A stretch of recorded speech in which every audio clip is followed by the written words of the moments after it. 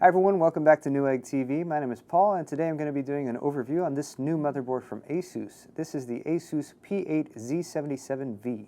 So let's take a look at some of the features of this motherboard. First off, Z77, that's a new chipset. New chipset from Intel, but it is an existing socket. So it is a socket 1155 motherboard, backwards compatible with second generation Intel Core i3, i5, and i7 processors, a.k.a. Sli Bridge, and forward compatible with third generation Intel Core i3, i5, and i7 processors, aka Ivy Bridge.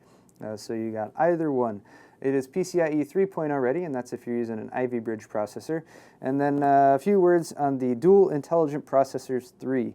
Asus was one of the first to introduce digital power delivery for the CPU, and they've been expanding and improving on that for quite a while. So Dual Intelligent Processors 3 is actually referring to a few things. The EPU and the TPU, that's Energy Processing Unit and Turbo V Processing Unit, in combination with their digital plus power delivery.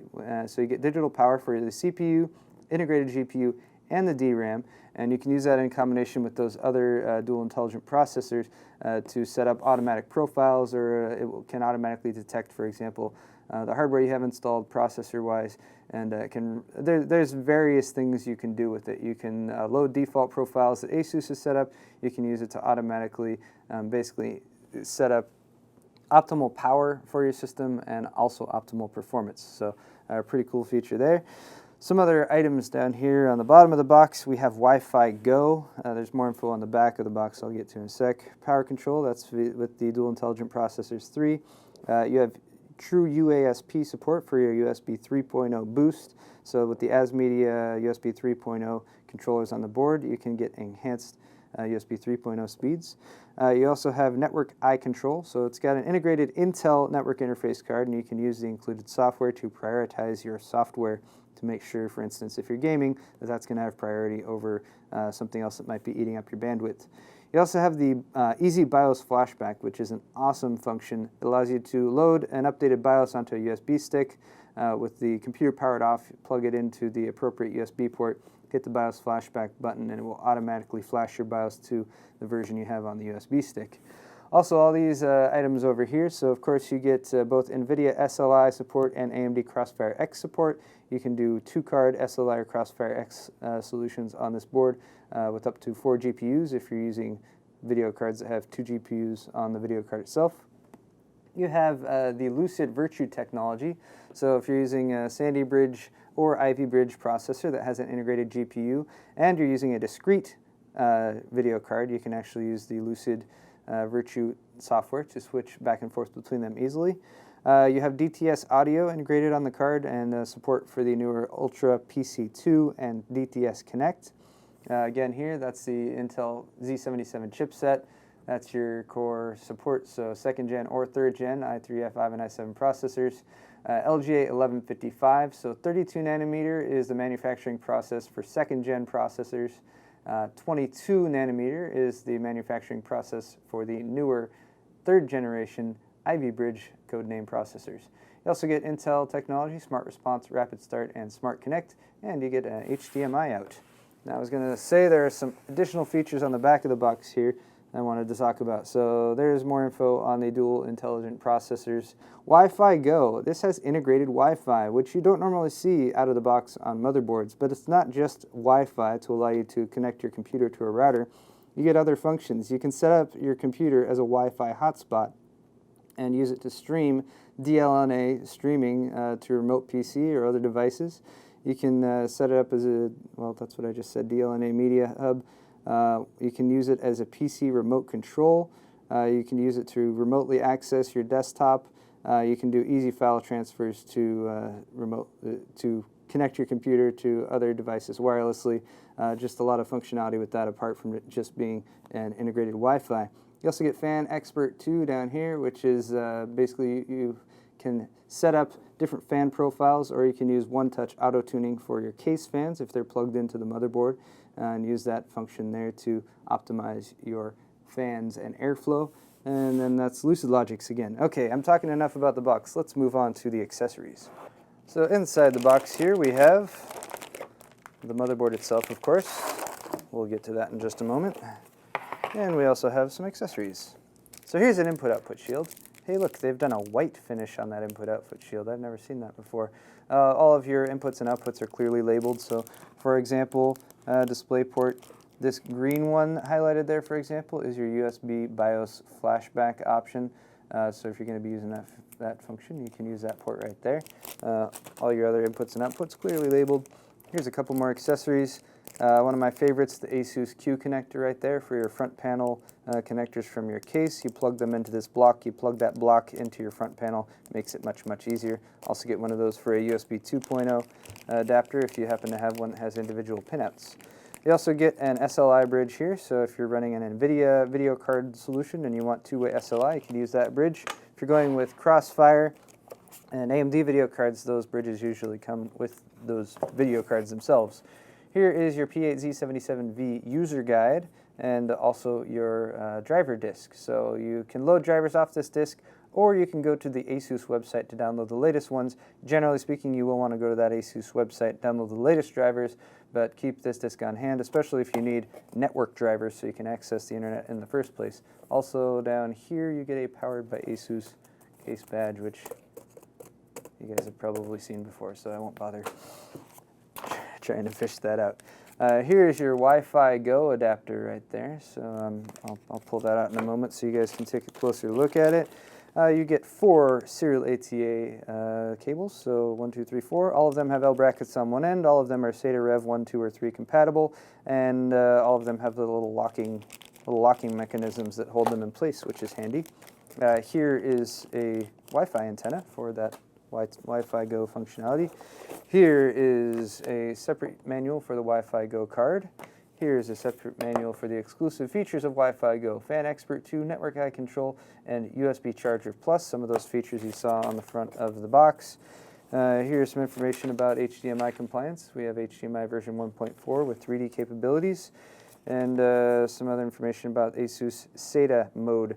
Asus goes ahead and sets your SATA adapters to AHCI mode right out of the box, which can lead to some compatibility issues if you're using Windows XP. Just make sure you get that driver. But AHCI is the mode that you want to use because it's newer and it has more features, and it's just better. But there's some information about that. And here's a look at the P8Z77-V motherboard itself. As you can see, they've gone with a black or very, very dark brown PCB at the back, and a blue and white theme that you guys might recognize from the P67Z68 chipset series. So for starters, let's take a look at our fan headers. There's a total of 5. They're all 4-pin fan outs. So we have 2 CPU fan headers here at the top, one for your main CPU fan, one is an optional CPU fan, or you can use that for a chassis fan if you don't have 2 fans on your CPU cooling solution. We also have another chassis fan header right there, 4-pin for a rear case fan, and then 2 more right up here on the right side for front or side panel configurations. Let's start by going over all of the items on the motherboard. We're going to start down here in the very bottom right, where you can see your front panel headers. So this bank of white pinouts right here is for front panels. Use that with the Q connector, and you can plug the whole block in right there, which makes it much easier to connect those front panels. You also have your TPU and EPU switches down right here, so you can use that to physically turn the TPU or EPU functions on and off, and they've got corresponding LEDs right next to them that indicate whether those are enabled or disabled. You also have a power LED right there, so if you've got power running to the board and your power supply is switched on, that will light up and let you know, hey, there is power.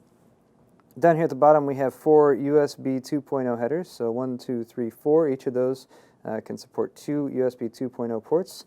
Right here you also have a physically surface-mounted BIOS flashback button right there that will take you back to your last good version of the BIOS.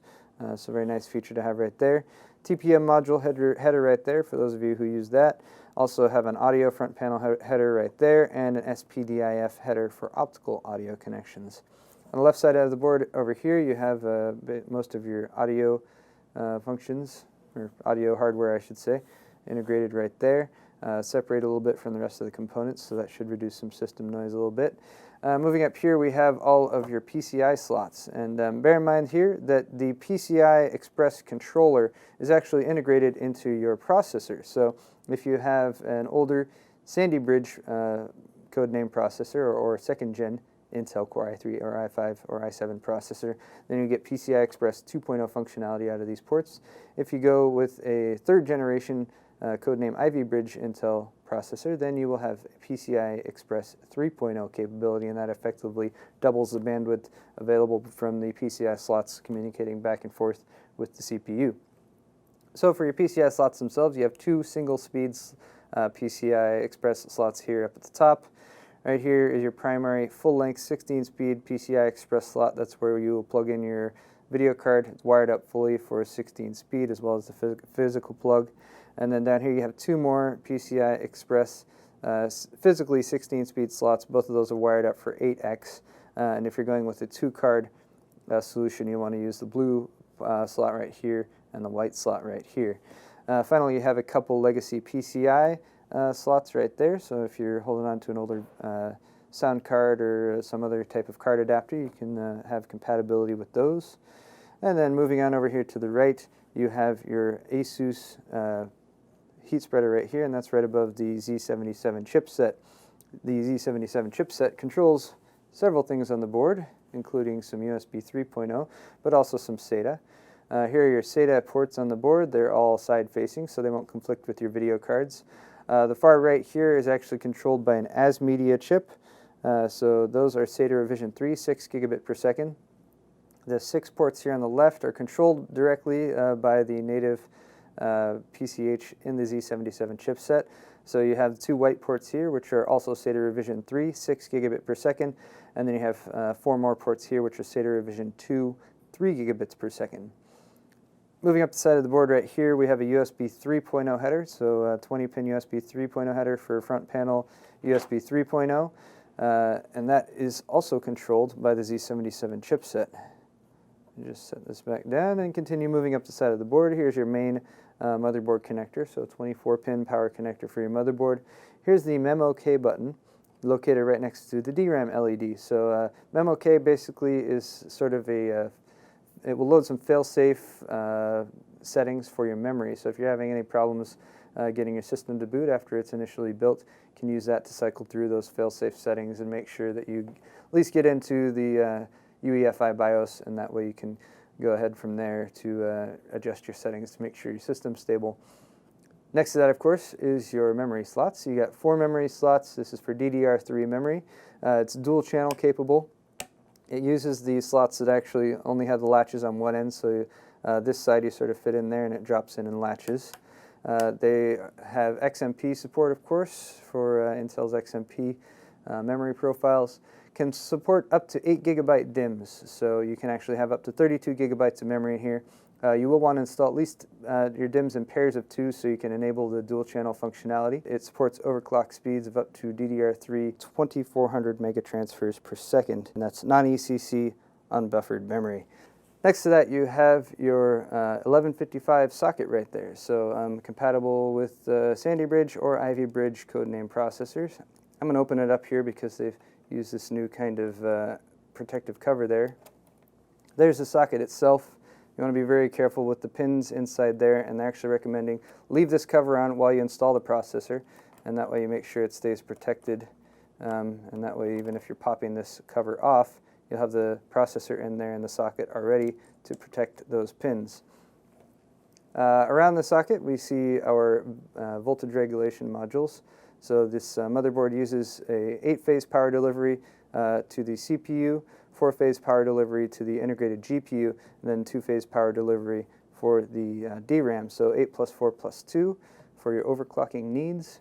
And then up here at the top we have our EATX 12-volt EPS power connector. So supplemental CPU power right there. Make sure your motherboard has that, because especially if you're going to be overclocking with this board, you'll want to have that plugged in. I don't think the system will boot without it most of the time. Next to that we have, as you can see, some heat spreaders there on top of our voltage regulation modules. Keep those nice and cool. And then finally over here we have all of our inputs and outputs for the motherboard itself. So on the left side here we have a combo PS2 port there for a mouse or a keyboard. Here's a couple USB 3.0 ports. Here's a couple USB 2.0 ports, and they're recommending you plug in your mouse or your keyboard to these ports specifically. You have an optical Toslink out here for your optical digital audio out. You have an HDMI port right there and a display port out. Also a 15-pin D-sub connector there for VGA out and a DVI out. So lots of video out options here. Those will work with the integrated GPU in your Sli Bridge or Ivy Bridge processor. On the right here we have an integrated Intel network interface card, so Intel LAN right there for increased compatibility and performance. And then here's the last of your USB 3.0 ports. The port on the bottom here, by the way, I should mention, is used with that USB BIOS flashback function and also has the increased USB power output, so you get 1.5 amps on that for faster charging of devices such as tablets or phones. Lastly, on the right here, we have our 8-channel analog audio outputs. And, oh, I am forgetting something. I'm forgetting this guy right here. This is the Asus Wi-Fi Go card, 802.11b, G, or N. Can handle all those functions I mentioned at the beginning.